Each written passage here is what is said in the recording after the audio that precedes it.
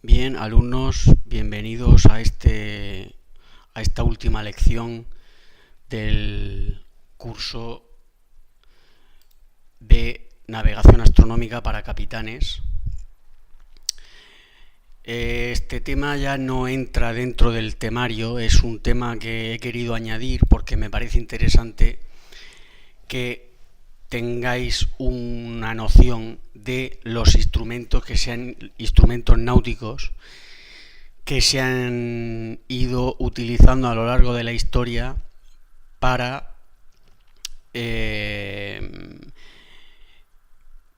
los barcos se situasen mediante las estrellas, ¿vale?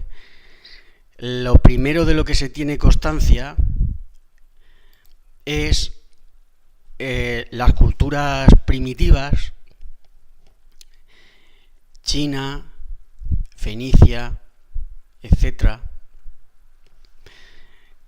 No hay constancia sobre esto, pero se supone que los primeros intentos de medida se hicieron con las manos. Aquí tenéis un croquis de cada movimiento o cada dedo o cada 3 dedos, los grados aproximados que suponen, y con esto los fenicios, por ejemplo, no consta que tuvieran ningún otro instrumento y dominaron el Mediterráneo. Entonces, simplemente que lo sepáis, en principio no hay constancia de que se utilizara ningún otro instrumento, ni hay pruebas fehacientes de ello. Bien, después tenemos este instrumento que es el gancho o anillo de latitud, que es un alambre. En uno de los extremos se dobla en forma de gancho y el otro extremo se doblaba en ángulo recto. Este ángulo recto se hacía coincidir con el horizonte y el útil había que mantenerlo verticalmente con el brazo estirado. Este instrumento era personal, porque cada uno tenía su medida de brazo, su altura sobre el horizonte, etcétera, su altura corporal, y solo es útil para una latitud determinada. Si se variaba de latitud había que cambiar de anillo. Y al mismo tiempo hay que estar pendiente de dos cosas a la vez, de mantener un extremo en línea con el horizonte y el otro extremo en línea con el astro.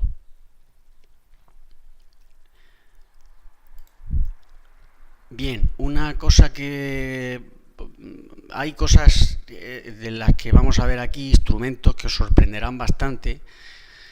Este es uno de ellos que particularmente sorprende, que es que los micronesios, sabéis que en la Micronesia hay muchísimas islas, tenían esta calabaza vacía, ¿vale?, por dentro. Entonces echaban agua dentro y aquí en el cuello le hacían un taladro pasante, ¿vale?, de lado a lado, y entonces cada vez que dependiendo de para dónde saliera el agua, hacia un lado o hacia otro, sabían si tenían que ir hacia el este o hacia el oeste para llegar a su isla. Esto no sé qué tiene de científico, pero cuando es información contrastada, quiero decir, la he leído en varios sitios, y todos estos temas me hubiera gustado profundizar más, pero por falta de tiempo pues no lo he hecho. Pero bueno, que sepáis que esto era una forma para orientarse en la mar. Los vikingos, también es bastante sorprendente. Los vikingos durante los siglos 8 y 11 cruzaron el Atlántico y utilizaban esta piedra, que es espato de Islandia, una calcita romboédrica birrefringente, con la cual podían ver dónde estaba el sol incluso en días nublados.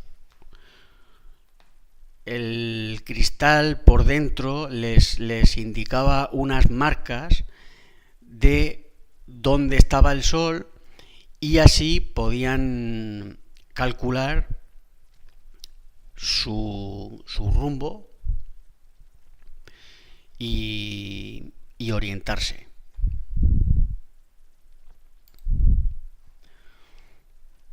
Bien, el camal es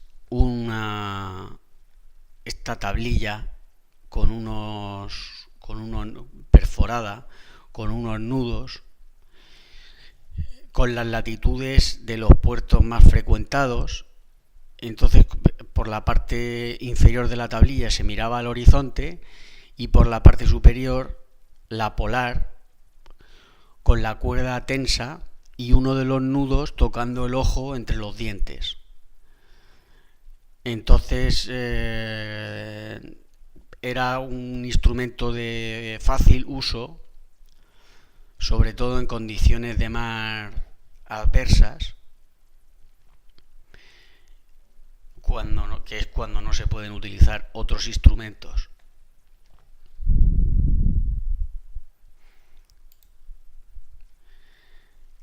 El gnomón también era un instrumento utilizado. Esto se basa en las sombras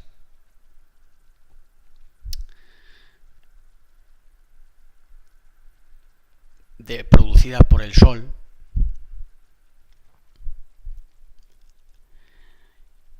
Sobre la cual se puede sacar bastante información, ¿no? Sabéis que plantando un reloj de un palo de madera en un terreno liso, por el movimiento del sol, por la diferencia de sombras, podemos calcular los puntos cardinales. Bueno, pues este es un instrumento parecido.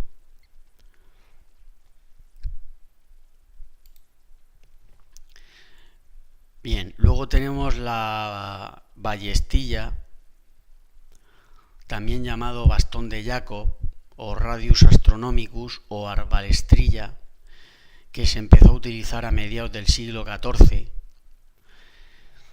y es una vara recta cuadrada, ¿vale?, sobre la cual se puede deslizar esta otra vara colocada a 90 grados y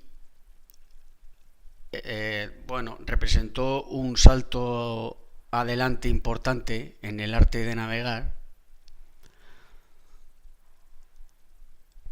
El problema sigue siendo el mismo de los instrumentos anteriores. Tienes que estar pendiente de dos sitios. En este caso, por B, tendrías que mirar al horizonte, ¿vale?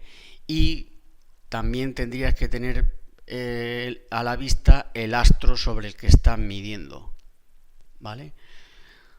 También existe la variante de la semiballestilla, en el que este transversario no es simétrico respecto a este eje, ¿vale? Este instrumento es el que llevaba Colón a bordo cuando cruzó el Atlántico. Y bueno, ya veis dónde llegó.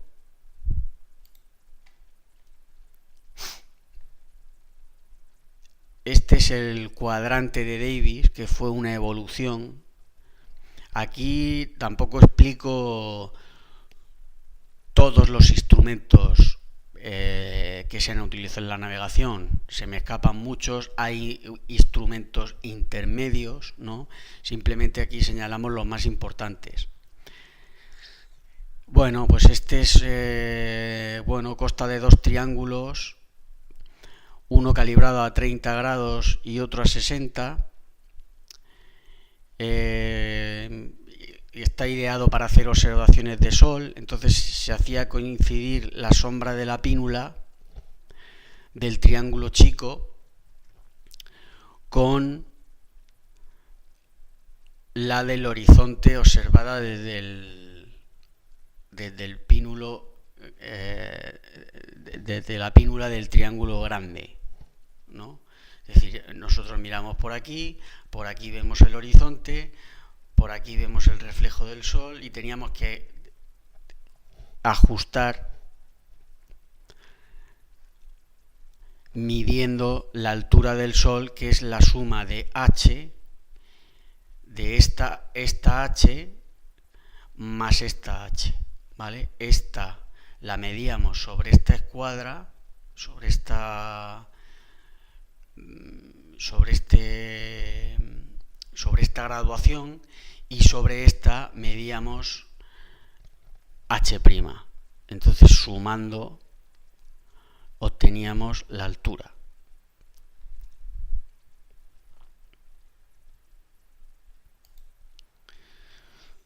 Bien, el astrolabio. El astrolabio quizá os suene más, ¿no? El astrolabio es una versión simplificada del astrolabio astronómico, ¿vale? Y este astrolabio contaba con un círculo graduado con 4 radios a 90 grados. El diámetro vertical representa la línea cenit-nadir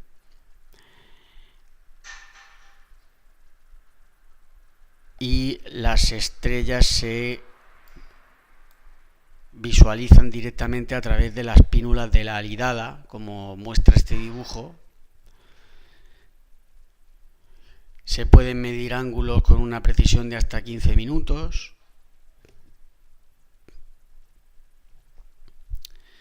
Pero pronto se desestimó porque durante las medidas el aparato no se mantenía vertical debido al balanceo y el cabeceo de la nave, y entonces las medidas no eran fiables.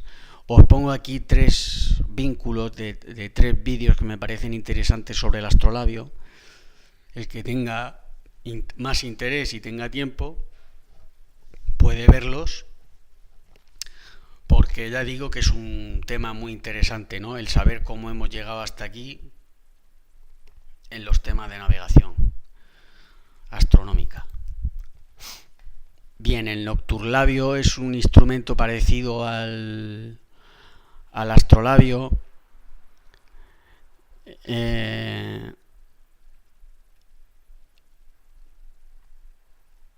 Y entonces consta de varios círculos que proporcionan, basándose en la época del año y una observación de la estrella polar y otras estrellas importantes, ¿vale? Como Shedar de Casiopea, Kochab, etcétera. Se pueden tomar observaciones interesantes. Y aquí os explica todo cómo básicamente el funcionamiento, ¿no? No me voy a parar a describirlo porque estas transparencias también las tendréis con vosotros, las podéis leer con tranquilidad, y si queréis profundizar en el tema os invito a hacerlo. Bien, este es el anillo astronómico, más de una construcción bastante más sencilla que el astrolabio. Se fundamenta en el principio del cuadrante solar ecuatorial. Entonces aquí os explica todo el el procedimiento, que podéis también buscar información en internet porque parece interesante.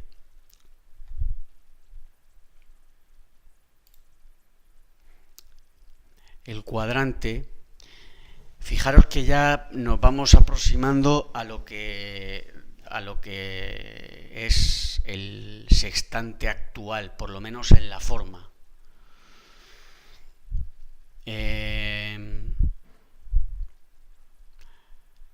Bueno, el problema de este cuadrante es que, como veis, lleva una plomada y como péndulo, pues sabéis que los péndulos y los barcos no son muy amigos. De hecho, cuando ocurrió el incidente aquel en el que murieron 2000 hombres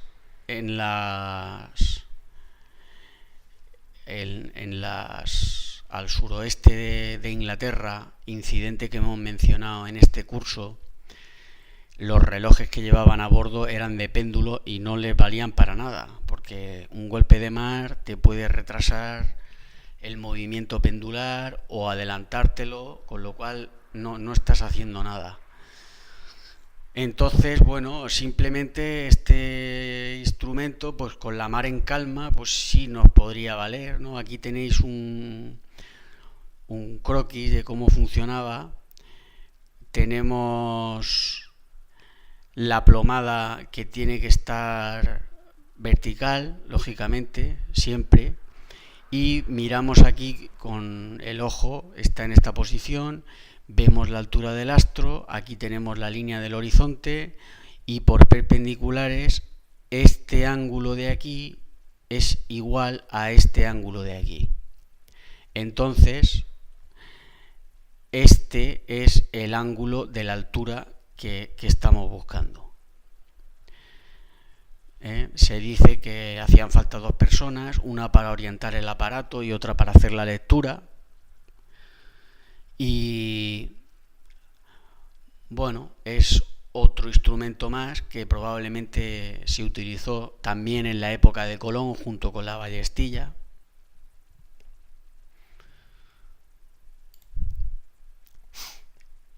Este es el octante.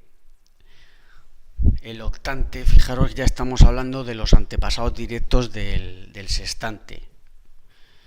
En este proyecto intervino Isaac Newton y este llegó a comercializarse, llegó a producirse comercialmente, ¿no? Este arco es de 45 grados y de ahí el nombre del octante, ¿no? Los 360 grados de una circunferencia entre 8 partes son 45 grados, con lo cual de ahí viene, como dividimos entre 8, es octante.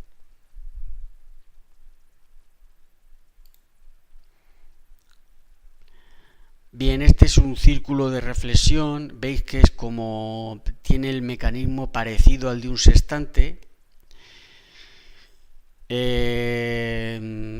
Este con una graduación de 360 grados, había que aguantarlo con un cinturón sujeto al cuerpo porque pesaba muchísimo y al final se desestimó porque no era práctico para tomar medidas ni permitía su utilización de manera fácil y rápida, ¿no? El quintante, bueno, ya aquí tenemos distintas versiones y distintas variantes. Veis que el octante primero, ahora el quintante. ya van acercándose al sextante, ¿no? Este es un círculo graduado de 72 grados, por eso se llama quintante. Si multiplicamos 72 por 5 nos da 360. Y veis que tiene un pie también, porque se utilizaba en trabajos hidrográficos, cartográficos, topográficos, etcétera, y entonces se llevaba apoyado en la cubierta del barco y desde ahí se hacían los trabajos hidrográficos que se estuvieran realizando en ese momento. Bien, y por último el sextante, que es el instrumento que ha ido evolucionando desde entonces, desde que finalmente se decidió voy a hacer un sextante con una abertura de 60 grados, pues todas las evoluciones han ido en ese sentido, ¿no? Según el autor Moreu Curbera, en su libro Astronomía y Navegación, el sextante es un instrumento portátil usado a bordo para medir la altura de los astros, que también se utiliza para medir ángulos horizontales entre puntos de la costa y ángulos verticales. Es decir, si yo tengo el sextante colocado horizontalmente, puedo medir la altura de los astros, pero si lo pongo en horizontal, puedo medir la distancia puedo medir la abertura entre dos ángulos de la costa.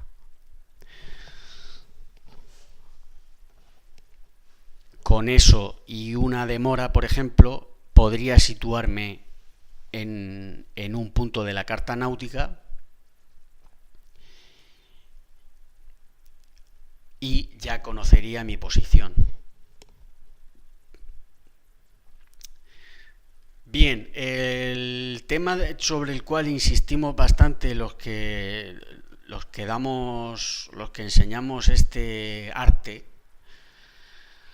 es que nunca se deben de perder la práctica con los métodos de navegación que existían antes de la aparición del GPS. El GPS está muy bien, nos da la posición con más exactitud que ningún instrumento, pero de vez en cuando hay que practicar con la carta náutica, con el compás, con escuadra y cartabón, y hacer alguna observación con el sextante, con el almanaque náutico, y saber dónde estamos sin tener que depender de un sistema externo de radiotransmisión o de un GPS o de un faro o de un...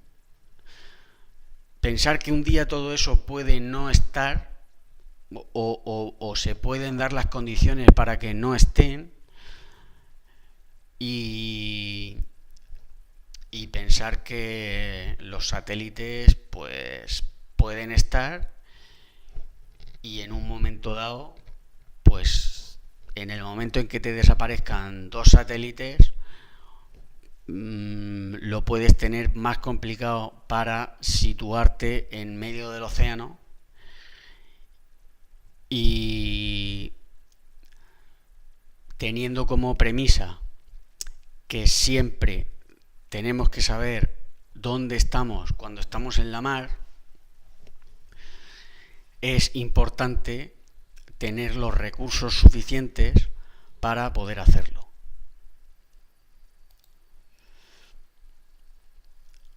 Bien, este es el horizonte artificial, que es un horizonte que se utiliza cuando no tenemos el horizonte real. Entonces, tenemos, en este caso, que la medida que tomamos en el sextante es el doble de la medida que realmente tenemos con el horizonte, ¿vale? El horizonte artificial se utiliza sobre todo en los aviones, ¿vale? Esta marquita, cuando la ponemos entre el azul y el marrón, nos indica nuestro horizonte, ¿vale?